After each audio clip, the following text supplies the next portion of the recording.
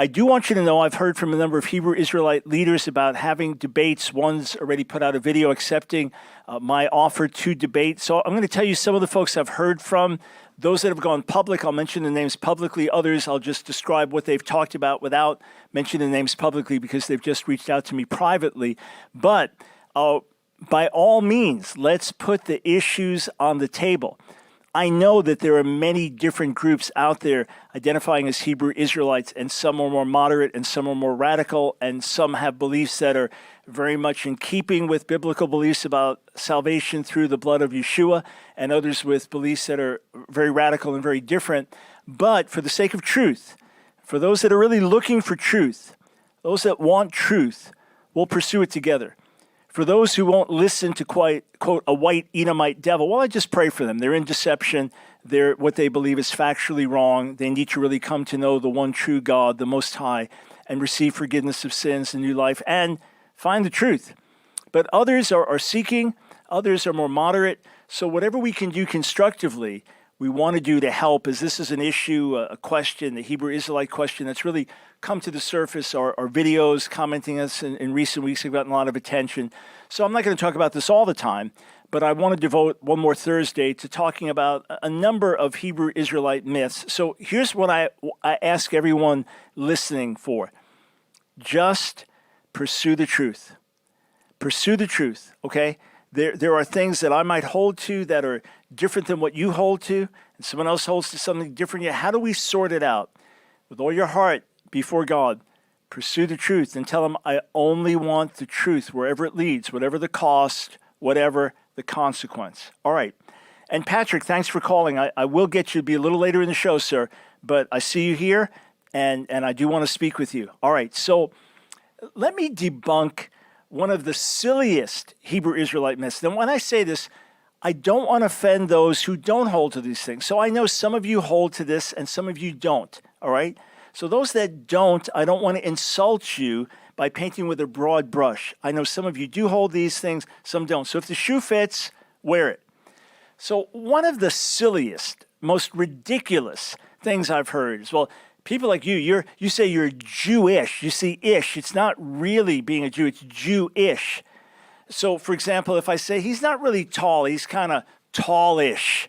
So it's not really tall. It's kind of tall. So you're saying even by saying ish, Jewish, you're not really a Jew. You're like kind of like a Jew. That is complete, utter, absolute nonsense and 100% based on ignorance. I hate to be so blunt. All right. So if you're from England, you are English. If you're from Sweden, you are Swedish. If you're from Denmark, you are Danish. If you're from Spain, you are Spanish. If you're from the people of the Jews, you are Jewish. Here, just for the actual dictionary definition, let's put up this slide. The IHSH suffix, all right? A suffix from place used to form adjectives and nouns that say what country or area a person, thing, or language comes from, okay? So this comes from the Jews, so we are Jewish. All right, so please don't use that anymore. That's utterly absurd. Unless you want to say someone who's English is not really from England, they're just kind of like ishy from that. Please, drop it. If you ever use that argument, drop it. Done with it. And again, I don't want to insult those that don't hold to nonsense like that. But those who do, throw it out. It's an insult to your argument. You know what it reminds me of? It reminds me when Rudy Giuliani was mayor of New York, and one of these Hebrew Israelites was on the street saying, you see, it's all Jewish. Jews control everything. And someone said, well, the mayor of the city, Rudy Giuliani, he's not a Jew. And the guy said, Giuliani, Giuliani. Did you hear? It's like, oh, you got to be kidding me. Spelled differently, different words, different names. Anyway, okay. So there's a text. There are whole videos now getting tens of thousands of views. There's a text from Midrashic literature. This is homiletical rabbinic literature written over many centuries of time. There's a text that's been quoted a lot and pointed to say, look, even the Talmud acknowledges that Israelites were originally black, okay? First thing, the Midrash they're talking about called Pirkei de Rabbi Eliezer is not Talmud, just to make that clear. all right? This is separate midrashic literature, and it's actually hundreds of years after the Talmud. That's the first thing. And midrash is midrash. It's storytelling. Midrash is not legal data. Midrash is not even like official Bible interpretation. Midrash is storytelling. Midrash is weaving legends and myths together and telling interesting stories, and it's very creative. And it's all kinds of wild stuff, all right? But what does Pirkei de Rabbi Eliezer say? First thing, you'll hear it said that it is 1st or 2nd century. Let me just bring you to a rabbinic website, okay? So this believes in tradition, the earliest possible dating of things. So the Sefaria website, where it refers to Pirkei de Rabbi Eliezer, let's bring that up and take a look at it. It says this, composed, it's Talmudic Israel Babylon. So it's not part of the Talmud, it's part of this larger culture, between 630 and 1030 of the Common Era, all right? So this is after the composition of the Talmud, and it says Pirkei de Rabbi Eliezer, chapters of Rabbi Eliezer, is a midrash that retells and expands upon the stories of the Torah from the creation of the world through the story of Miriam's leprosy. It incorporates discussion on topics like redemption, Messiah, and calculating the end of days, traditionally considered to have been authored by Rabbi Eliezer ben Hyrcanus in the time period of the Mishnah, 1st, 2nd centuries. You see, the work was likely edited in the 8th or 9th century. So although it's attributed to Rabbi Eliezer in the 1st or 2nd century, it's actually written in its final form many centuries later. But let's just say fine. Let's say, okay, fine. It was 1st or 2nd century. Again, it's not. It's many centuries later. But let's just say fine, it was. So let's take a look at what the text says. Now remember, you'll find everything in Midrash. Let's go to the actual slide now of chapter 24 in Pirkei de Rabbi Eliezer. And all right, I'll just start in verse 1. Berach Noach uvanav shenemar v'yivarech otam Elohim v'matnoteheh v'hinchilam et kol haaretz. All right, so Noah brought his sons and his grandsons. He blessed them with their several settlements, and he gave them as an inheritance all the earth. Berech l'Shem, so he blesses Shem, ulevanav shchorim. So he makes them dark v'naim. He makes them dark and pleasant, dark and beautiful. V'hinchilam et kol eretz. All colors of Shevet. Berech l'cham uvanav shchorim ka'orev. So he blessed Ham and his sons by making them dark like the raven. V'hinchilam chof hayam, and he gave them the portion by the sea, the coast of the sea, right? And then Berech l'Yafet uvanav kulam levanim, and he blessed Yafet and his sons and made them all white. All right, so we can take that off the screen now. So the question is this saying that the Shemites, right, the Semites, of whom the children of Israel descend, that God made them black? All right, if that's what it says, fine. It's not an issue to me. We understand the original Israelites were not white Europeans. We fully understand that. It is as the Jewish people migrated around the world and intermarried that we changed in color. That's why you have Indian Jews. That's why you have Chinese Jews. That's why you have African Jews. That's why you have German Jews, American Jews, because we've intermingled with the various societies as people converted to Judaism and married in. So again, this is just historically known. It can all be traced linguistically. It can be traced historically. It can be traced by settlement. It can be traced by literature, etc. But when I asked a rabbi colleague of mine, I said, how do you read this? What do you understand this to mean? This is what he said. We'll put this slide up. He says the text contrasts three things. Yefet is white, that is European. Ham is black, like a raven, that is African. Shem is in between, dark, but not like a raven. That is a good description of Middle Eastern Jews and Arabs.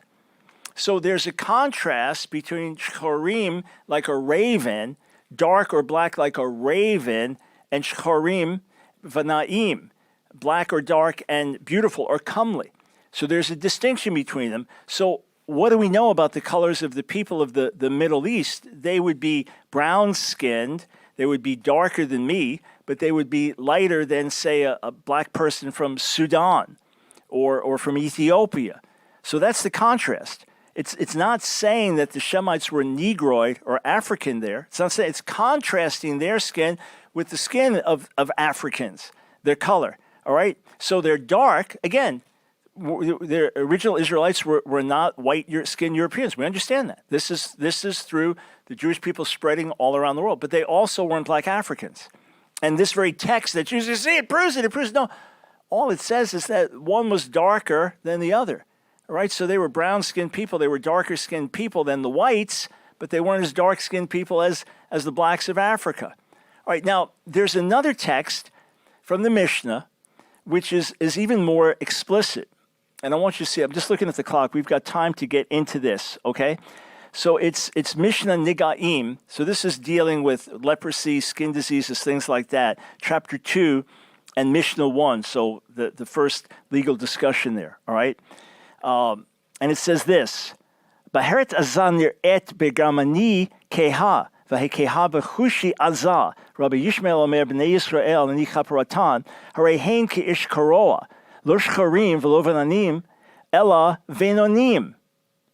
So what is it saying there? Translate. The bright spot, so talking about leprous skin condition, the bright spot in a German appears as dull white, and the dull white spot in an Ethiopian appears as bright white. Rabbi Ishmael says, the children of Israel, may I be an atonement for them, are like boxwood. So scroll that up a little bit as you're looking at this. The children of Israel, and he says, may I be an atonement for them, this idea that the righteous can be an atonement for the rest of the nation.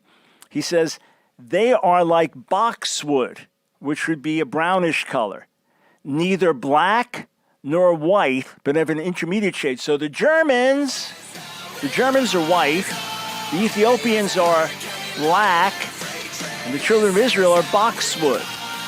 So if you want to say, well, what does the Talmud say? This is part of the Talmud. What does the Talmud say about skin color? That they were Middle Eastern brown-skinned people, not black, not white. That's what it says. We'll be right back.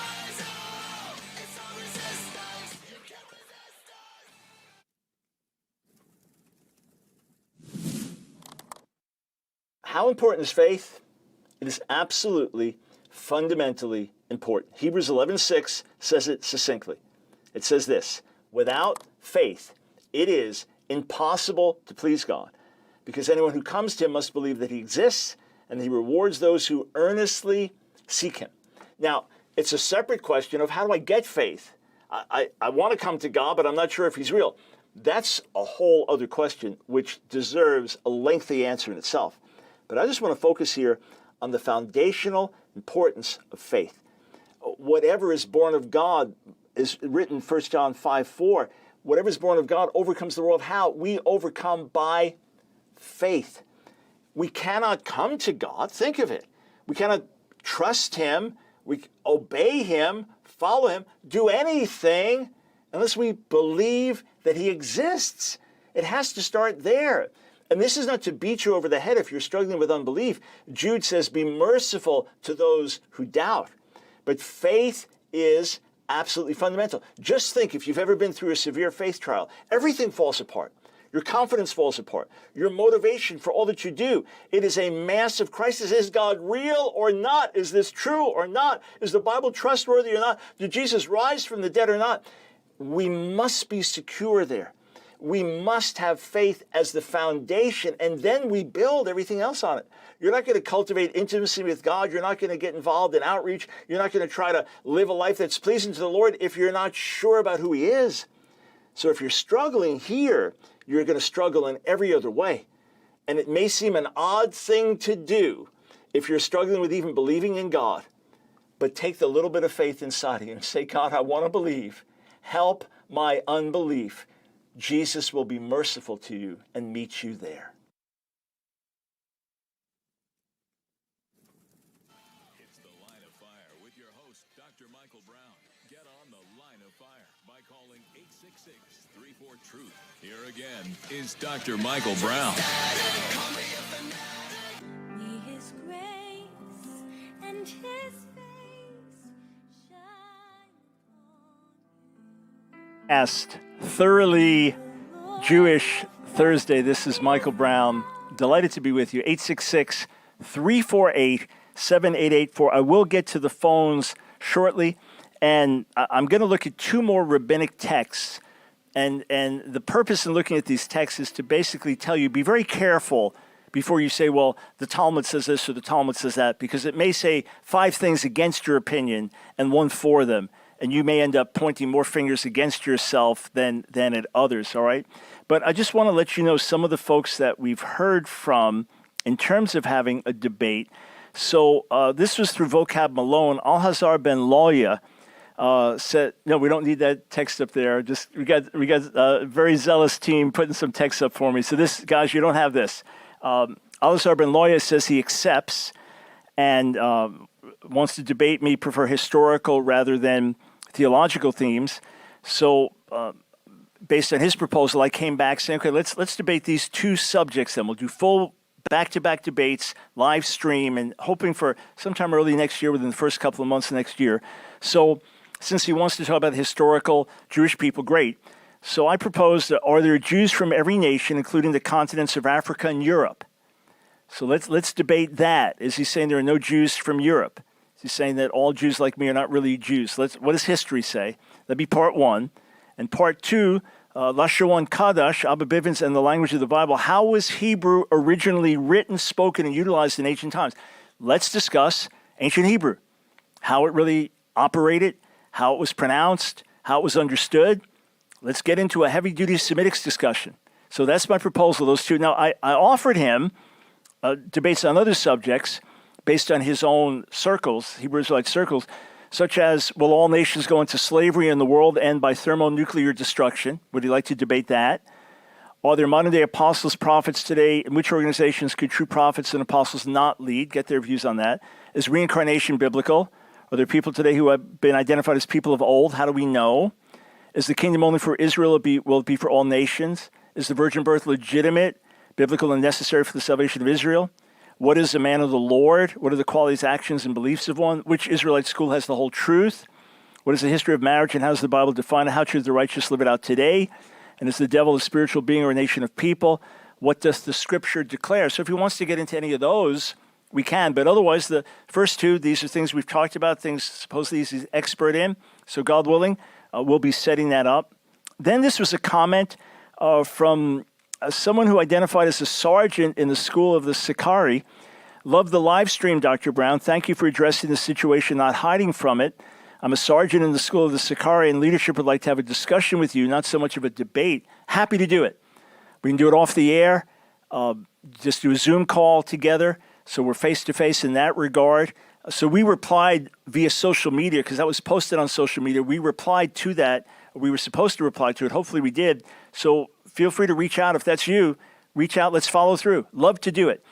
And then, I'm not giving the names here. This is another one who wants to debate me, would like to discuss the Bible comes from Ethiopia, why the Jesus Christ story never happened, and that this man himself is the Messiah. He has proclaimed himself on video, I am he. So I said, well, come on, I'll do an interview. Let's introduce you to the whole world. So that's another one. Patrick is waiting on the phone, so we're going to get to him soon. Another is an elder. I won't mention the name of the ministry because, again, this was private contact. He said he's the son of a rabbi, translated the book of Enoch from Hebrew to English, translated various biblical texts. So I said, okay, what would you like to debate? And then another, I was told you're looking to have a debate with Black Hebrews. I'm happy to talk with you. I live in London but can talk to you via Skype. I'm the author of the only books on the planet that prove Black people's Hebrew identity. So we're getting back to all these, saying, okay, let's set this up. Let's do it. All right, so the last text that I want to get to, and then I'm going to go to the phone, starting with Patrick, whom I just mentioned a moment ago. If you want to say, well, the Talmud says the original Israelites were black, which, number one, the Talmud doesn't say that. And number two, the Midrash does not say black like black African, but black as in darker than white, okay? So there's the in-between color there, which, again, we saw a text from the Mishnah and Talmud, Negaim, saying that the Israelites were like boxwood, right? So that'd be brown-skinned people like you see in the Middle East today, as opposed to African blacks, as opposed to European whites, all right? So if you want to cite the Talmud then, here's something from the Jerusalem Talmud, and it says this. It's talking about a woman that's accused of committing adultery, and she goes through the whole rite of adultery. Let's say she wasn't guilty.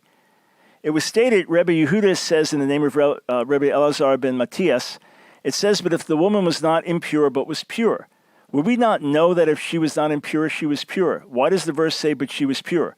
Only that at the end, the omnipresent rewards her for the abuse, that if she was sterile, she will become pregnant.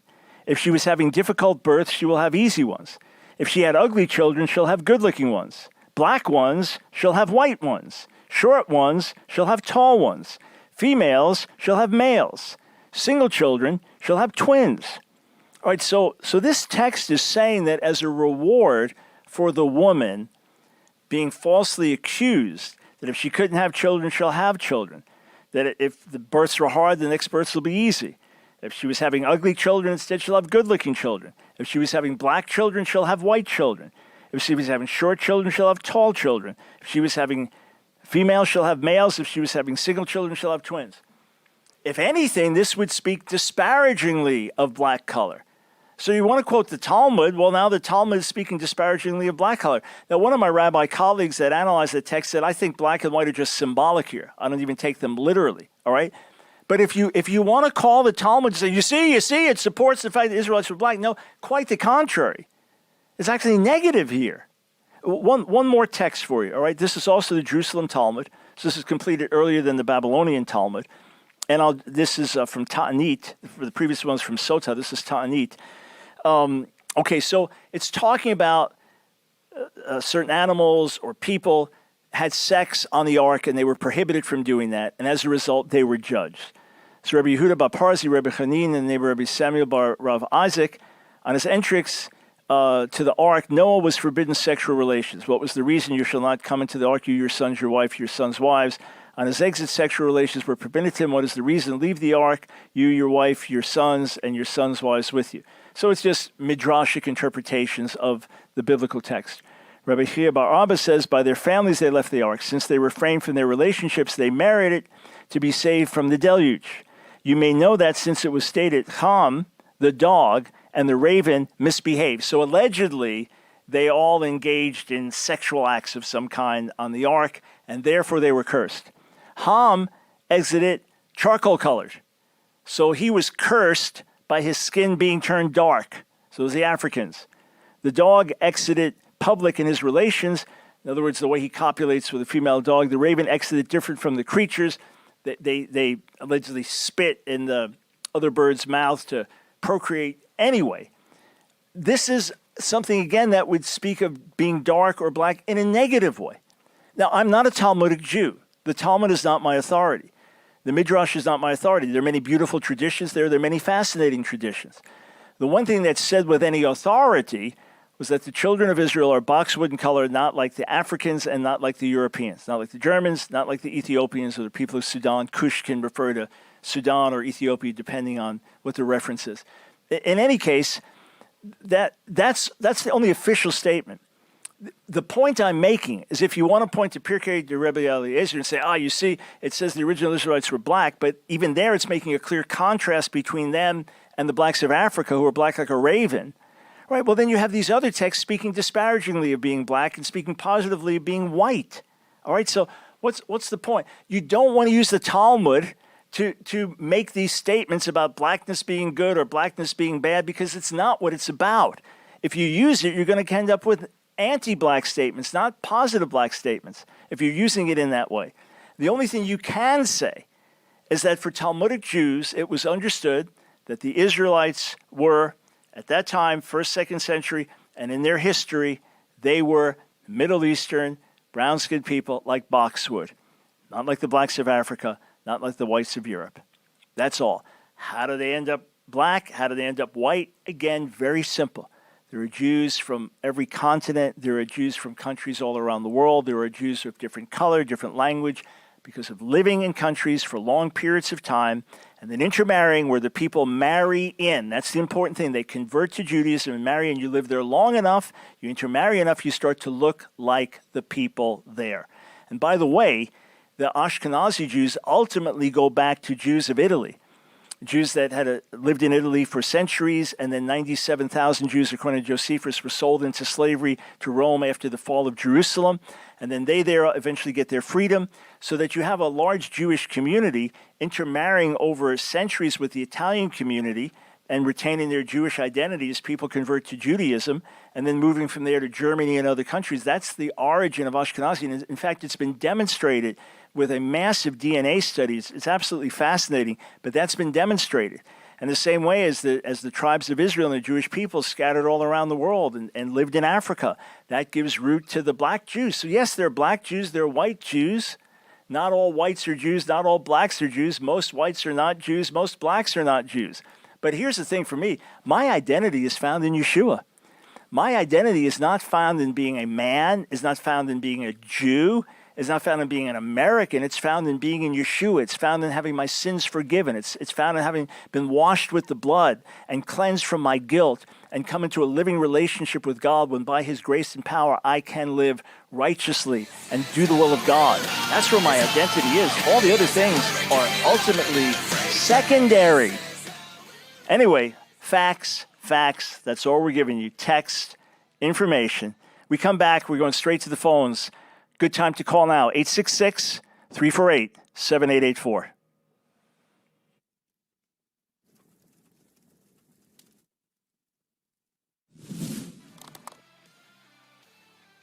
You know, when I came to faith as a heroin shooting LSD using hippie rock drummer at the age of 16 in 1971, I didn't know what apologetics was. And for some years after that, I did not hear the term apologetics. And if I heard it, I thought it was some type of apologizing for the faith. So I want to assume I'm not the only one that made that same mistake and somehow thought apologetics was apologizing for what we believe or some sign of weakness. No, the concept comes directly from Scripture. The Greek word apologia is a defense, is an answer. So if you were defending yourself in court, false charges come. Here's my apologia. Here's my answer. Here's my defense. And the most famous usage of this is in 1 Peter chapter 3, verse 15, where Peter says, in your hearts, revere Christ as Lord, and always be prepared to give an apologia, an answer to everyone who asks you to give the reason for the hope that you have, but do this with gentleness and respect. Always be prepared to give an apologia, to give an answer, to give a defense. Paul speaks in Philippians 1 about being in jail, being persecuted for the defense of the gospel. Here's what we have to understand. Apologetics serves two major purposes. Obviously here, 1 Peter 3, we want to have an answer. Why do you believe that? That's crazy. Nobody believes that. Nobody believes the Bible. Nobody. That's contrary to science, contrary to reason, contrary to morality, whatever it is. There are many religions. There are many ways to God. There's no way we would believe that. We need to have an answer to help the non-believer. And if we can't answer their questions, why do you think they're going to listen to the rest of the message? Well, Jesus changed me. You're just going to have to believe me.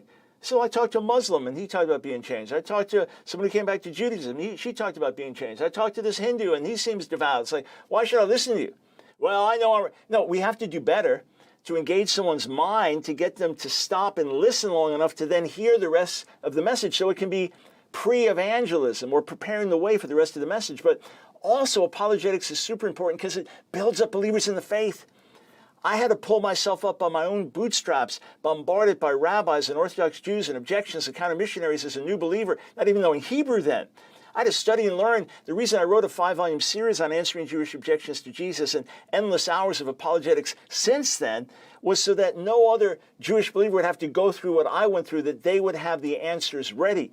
And I've run into many who said, Dr. Brown, I'm in the faith today because of you, meaning I was a believer. I was falling away with questions. I read the answers and it strengthened me. Let us strengthen the believers so that we know we have answers, and then we can go to the world and give the world those solid answers. Apologetics is crucial, important, especially in this day and age.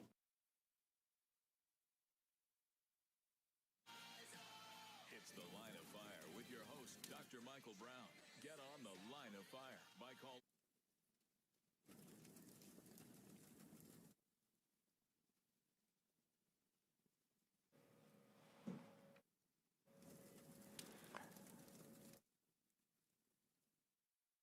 to the Line of Fire, Thoroughly Jewish Thursday. Michael Brown, glad to be with you. Have you downloaded our app? No? It's Ask Dr. Brown Ministries, ASK Dr. Brown Ministries on Apple or Android, Google platforms. I've been using it just to access articles and send links to people, and it's a great, user-friendly, rich app with thousands of hours of free resources. So make sure you download it, Ask Dr. Brown Ministries. All right. We go to the phones, and we start with Patrick in Cleveland, Ohio. Hey, thank you, sir, for calling the Line of Fire. Take a minute to introduce yourself, okay? Okay. Shalom, grace and peace. All praises to the Most High and His Son, Yeshua HaMashiach, first and foremost. My name is Patrick Myers, also go as a Yahoo Israel. I'm a musical artist and historian in the Israelite community. And I wanted to talk to you because I feel like this topic is so big. I feel like what the Most High is doing with this topic is bringing us closer to that next step of world peace and ending racism. Let me just ask you this, so we can put you in the right place here. So there just like there are many different groups that say they're Christian, and there's a massive range that can mean almost anything depending on who says they're Christian, right? And then within Judaism, you've got from Reform Reconstructionists on one side to ultra-Orthodox, Haredi, Hasidic on the other side. So there are also lots of different Hebrew Israelite movements. Even in your pronunciation of Hebrew, you set yourself apart. So in your view, Patrick, what do you prefer, Patrick or Azariah? What is it? You can call me Azayahu. Okay, Azayahu. Okay, great. So what groups, in your view, are extreme and not representative of mainstream Hebrew Israelite theology? Well, Hebrew Israelites, first, we're a people group. So just like with all people groups, like European, for example, you're going to get like British people. You're going to have a whole bunch of different beliefs. So like there's people who identify as Hebrew Israelites, but could be Muslim. So with that, there are groups, it's kind of like a genealogy. They're called One West in the community, but those are a branch of Israelites who broke from a more Orthodox type. It was a group beforehand who were more like Orthodox Jews, and they broke off, and they became Messianic, but they also became more radicalized. But the radicalization came from years of trying to merge with Orthodox Jewry and not really being accepted. More so, the Reform community kind of was more accepting of them. But I feel like some of that left bad taste in their mouths, and they became angry.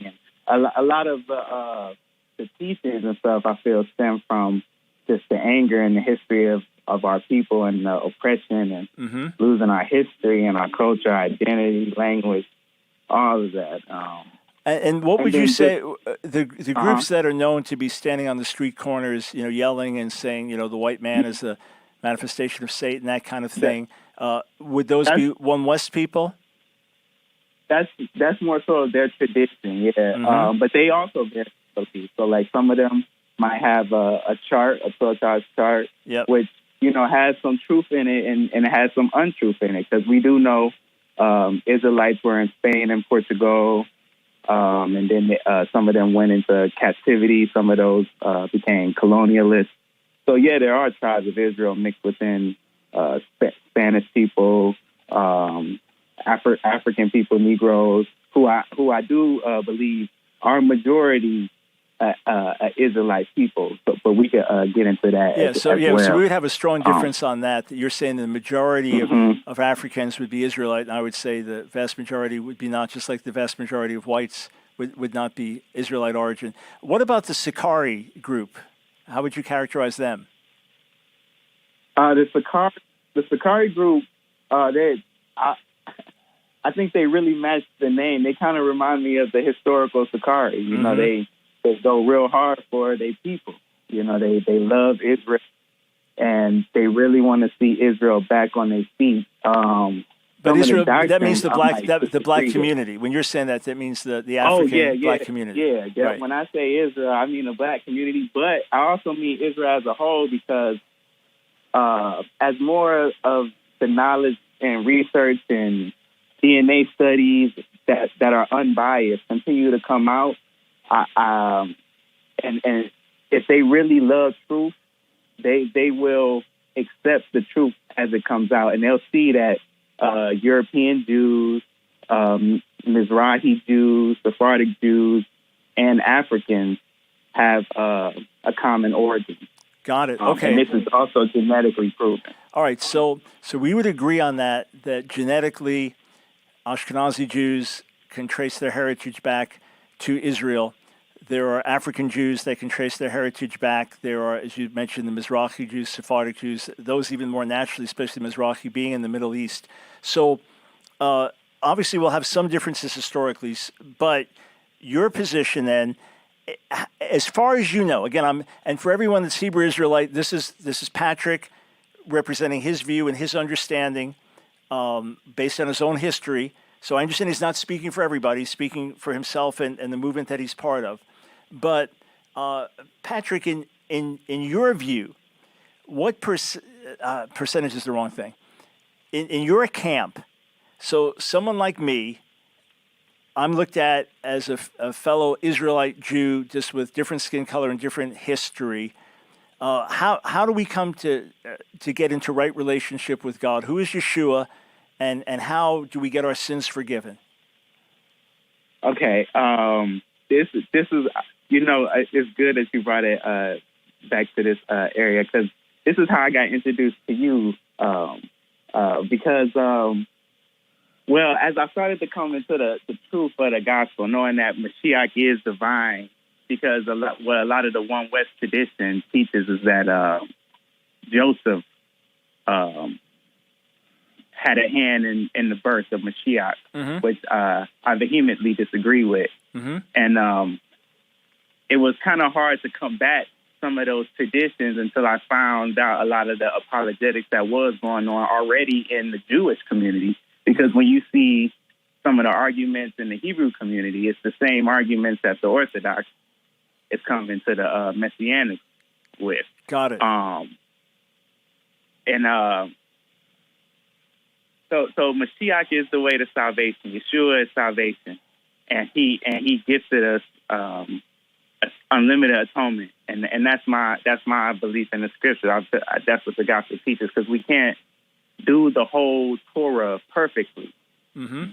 Now, as an Israelite, the Torah is important to us because we lost our whole culture and identity during slavery. So this gives us our culture. It gives us our rooting, a way to raise our families. Holidays that wasn't given to us by somebody or by a group, or in a way that gives us a bad memory. Some of this stuff was introduced to us through slavery. So yeah, that's the thing with Torah. So a lot of the One West tradition, they feel like the Torah is the salvation. Mm-hmm. It's not the salvation. Yeshua is the salvation, but the Torah is our culture, our heritage, and coming back to that, it's going to help our people get out of the situation that our people are Got in. it. All right, and so in that respect, it would be similar to a Messianic Jew who says we understand Torah is not for salvation, but this is our heritage, and it connects us with our people, and it gives us a cycle of life in which we can raise our children, and that can help preserve their Jewish/Israelite identity, so we don't accept the traditions of the rabbis as binding. We may appreciate some of them, but we don't submit to the tradition of the synagogue. We interpret Torah in the light of the New Covenant, but many Messianic Jews would be in harmony with you, and of course, salvation only through Yeshua. So, Patrick, how mainstream would you say your views are in the Hebrew Israelite community? Again, this is just your view, and it's impossible to quantify this exactly. But are you like a real outlier in being in so much harmony with someone like me and even other Christians on many of these points? Or is this more common than the One West stuff? It's really hard to say without real pulling. Mm-hmm. As I mentioned earlier, I make music. So I have somewhat of a listening base. So somewhat of a influence in the culture, but not only me, but there's also other groups who teach similar to this. They might not be found on the street. You know, they might be like somebody you work with or your cousin or something. They're not going to be as publicized on media because they're not as exciting as and you know, right, not as controversial. He doesn't want the peace. Yeah. Right. Exactly. And often the news that we go for is bad news and controversial news. So let me say this. When I talk about, a show and debunking Hebrew Israelite myths, that may offend some of you like Patrick because you say, I don't believe that. That's not what I hold to, or that's not my viewpoint. So please understand, I get that. I'm not painting with a broad brush. I'm saying these are some of the myths that you're hearing from some prominent Hebrew Israelites, and we're rebutting them. I would like to. Yeah, go ahead. If I could interject, I would like to say that it's interesting because I disagree, like with Bakari, for example. I disagree with him on a lot of theological things. Yep. But like when it comes to historical things, we might have a lot more agreement. Or like, for example, I understand the traditions that you had brought out earlier. Mm-hmm. From an Israelite perspective, we look at those traditions differently. They're not binding, but we look at those differently. So like your rebuttal was excellent, but not for an Israelite. So like for the Israelite, for example, when in the Eliezer, he talks about been like boxwood. Yeah. Tell you what, stay right there. Stay right there, and then we'll go one more minute on the other side of the break, and I want to get to other callers. But Patrick, I've said for years, Hebrew Israelites call, I'd love to talk to him. So I'm doing that very thing. And thank you for your gracious spirit, man. It's a joy talking to you. We'll be right back, and we'll get to the rest of your calls on the other side of the break.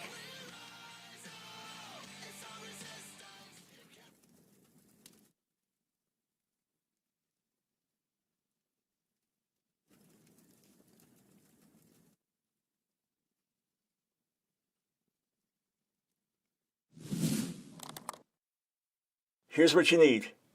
This is everything you need in a nutshell. The favor of God, the smile of God.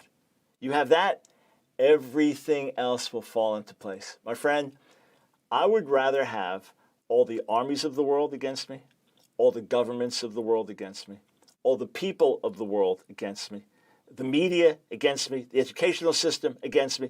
Whatever you want to list, put it in there. I'd rather have all of that against me and God for me than God against me and everything and everyone else for me. In a heartbeat. And what is the counsel in Proverbs, the 3rd chapter? It is so simple. It is so basic. Proverbs chapter 3 tells us to do this. It says, let love and faithfulness never leave you. Bind them around your neck. Write them on the tablet of your heart. Then you will win favor and a good name in the sight of God and man. When you have favor in the eyes of God, you'll be blessed in the eyes of men. Oh, people may still hate, reject you, but you will have the favor you need to do what God's called you to do. Live in such a way to have the favor of God. It's so simple. Oh, it's wonderful, it's deep, it's profound, it can be challenging, but make conscious decisions. What can I do that will bring a smile to God's face? When I'm making this decision, this difficult moral decision, when my integrity is being tested, when my family is being tested for the stand that we take, when I'm being questioned in this way and that way, what behavior would bring the favor of God? What would bring God's look at me through the cross to say, good, well done, I'm backing you, I'm with you. This is not salvation by works. We're saved by God's grace, but as his children, live in such a way to get the approval of heaven. The approval of heaven. You have that, my friend. Literally, you have everything you need.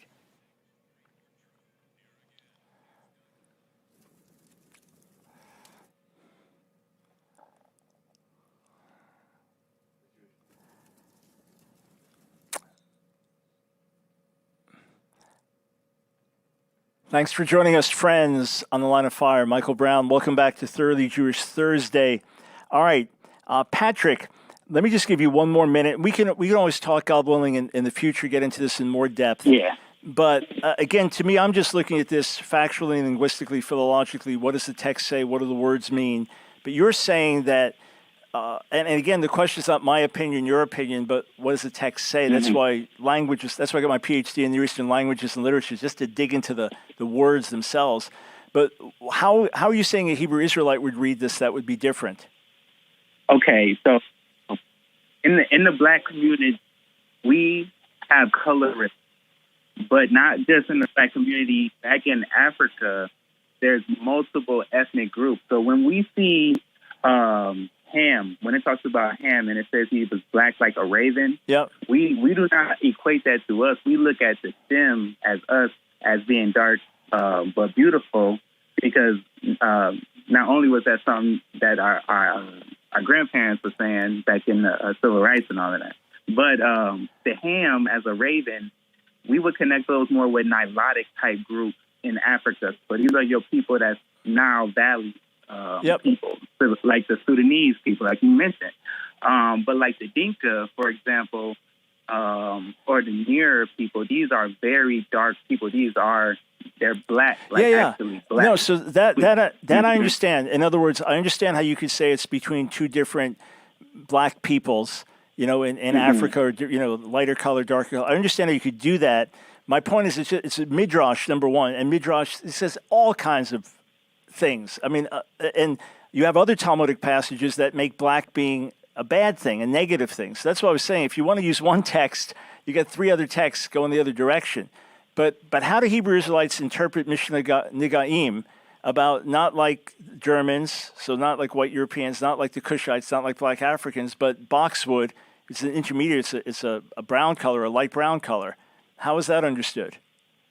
It will be similar because the original Cushite and our frame of thought would be like Nilotic group. Even genetically, you would have, for example, your Y chromosome, which is your father to son. DNA wise, we as the so-called Negroes or West African Niger Congo people are more similar to Arabs than to Nilotic people. They would be groups A and B. We would be group E. And that's why you also see group E within Ashkenazi Jews, within Sephardic Jews, within Samaritan Levites, who are 100% E. Got it. All right. So I appreciate the key thing is when people use the broad stroke approach and say this text proves that text, you really don't want to use rabbinic texts in that way. The statement in Nigaim is the most important because it's a legal thing and it's discussing how this leprous white skin disease appears, and depending on the flesh color. So there is a clear contrast between it's not nuances within black skinned people, but black skin, white skin, and something in between. So again, your in between is going to come out sounding differently. I just encourage folks to say, if you can use rabbinic literature, remember that sometimes blackness is a negative and even looked at as a curse, and whiteness is something positive. So what are you going to make out of that? Is it symbolic or is it to be taken literally? If it was to be taken literally, does it mean that the Talmud is pro-white, anti-black? It wasn't even a largely white culture then, right? So it's misinterpreting the text to do it. But Patrick, thank you. Thank you for the nuanced discussion. Let's continue to interact, God willing, in the future. But thank you for the call and for clarifying that many Hebrew Israelites are very different from the groups on the street and hold to basic doctrine of salvation through Yeshua, the Messiah. So thank you, sir, for the call and for interacting on these other points and giving your viewpoint. I very much appreciate it. All right, let's go to Aaron. Thanks for holding, Aaron, in Washington State. Welcome to the Line of Fire. Hello, how are you doing today? I'm doing well, thanks, sir. Can you hear me pretty good, man? I'm outside working. So no, I can hear you. I can hear you. Okay, good. Go ahead. Oh, I just had I just had a question and I also had a proposition for you. Yeah. So which one would you like first, man? Proposition. Proposition. Yeah. So I'm a debater myself. I try to do a lot of debates, but they're very slim these days. I'm what you would consider a Tanakh only follower. I am so-called black. I'm not a part of any camp. I've never ever been a part of any camp. As a matter of fact, I've done street debates with camps like Sakari out here. I did a debate in person with one of their top people, Deacon Hakah. I just did a debate with Vocab Malone on the 400-year prophecy earlier this year. So my proposition, which for you would be to request a debate, because I literally can't find any these days. And a lot of the people, even some that I've named, even some of the organizations, I debate against camp doctrine or One West doctrine, which I do believe is kind of hermeneutic with Christianity and with Christian doctrine. I believe personally, and this is a personal belief, that a lot of the One West leaders choose to debate Christians and rabbis who believe in the Messiah or in an individual Messiah because there's not much to argue with. I believe that they have a lot of similarities. So there's one topic in particular. I know that. Go ahead. Sorry, go ahead. I know that a lot of topics are popular, specifically the whole race deal. I think this one topic would pretty much bring a lot of clarity to our understanding. I wanted to debate if Rome actually did siege Jerusalem according to the scriptures, and I would negate that point. And I can't find anybody that would even entertain that debate. I've asked a lot of people, and most people have all of history on their side. They have Orthodox history. They have the Gospels on their side wholeheartedly. But my contention is that the scriptures in Tanakh do not support that idea. All right, so tell you what, here, let me suggest this, okay? Because I get lots of people wanting to debate me, and there's only so much time in the day. You know, I have, like many, a very, very intensely busy schedule. But I would gladly host that on the radio one day, and say on a Thursday. And what we'd agree to is it has to be shorter time frames. You know what I'm saying? It would have to be, okay, make your opening statement in 6 minutes. Here's my opening statement. Then, rebuttals 5 minutes, and then kind of go back and forth in that regard. So to do it during a show in a shorter time period, it would be a more realistic thing. And if you wanted to debate that, yeah, I mean, obviously, I can't imagine how anyone would deny the massive historical support for that on every level, from archaeological to secular literature, Josephus, and the Gospels, of course, and the references through history. So obviously, you got your argument there. So let's do this then, all right? If you just reach out to the go to askdrbrown.org, there's something that says contact. Just say you're the Aaron that talked with me. We'll set up, God willing, on a Thursday in the new year, and we'll debate the subject, all right? I appreciate that, man, and I appreciate how you do dialogues and debates with people, because a lot of people don't do that. But here's my question for you, though. It revolves around Leviticus 26. Yeah. Us so-called black people in diaspora, we know that we fulfill Leviticus 26, and also that it hasn't been fulfilled ever before, seeing how we do. Leviticus 26 shows that the Israelites or the Hebrews will be scattered to nations that they don't know, and their land will be made desolate while they are in these nations. And then it shows that they will turn away from what their forefathers did, and they will come back to their nationality, their culture, their customs in the lands which carried them away. My first point is that that's never been fulfilled. Well, tell you what, ask the question. That was fulfilled. Number one, yeah, so we just have like a minute before the break. And listen, those of you who've been patiently holding that I didn't get to, if you're able to call in tomorrow, we're just looking at your names. We've got you here. If you're able to call in tomorrow, I'll get you as early as I can in the show. So my apologies because I took extra time with other callers. That's obviously we can't get to everyone every day. But yeah, Aaron, it's number one, clearly been fulfilled by Jewish people who have been scattered around the world and kicked out of nation after nation after nation, specifically because we are Jews and didn't go along with Christian or Muslim practices. That's number one. Number two, if we fall short, there is the promise of repentance, God will restore, but there is Ezekiel 36 and other passages that because God's name is being blasphemed, that even in our sin, he'll bring us back to the land, and there he'll cleanse us. So that's what happened. The restoration of the Jewish people from all around the world back to the land of Israel is unprecedented. We were scattered around the world. Satan tried to wipe us out around the world. God kept us as a remnant around the world, just as he promised, brought us back to the land. If you're talking about blacks, how many hundreds and hundreds and hundreds of millions of blacks are there in the world today? Africa alone is, 700 plus million. So that's hardly a tiny remnant, whereas the Jewish people are about 14 million. So brought back to the land, and this was not a primarily spiritual movement, and now back in the land, more and more Jews turning to the Messiah, from maybe 20 at the founding of Israel to maybe 30,000 today. So it is unfolding. It is being fulfilled.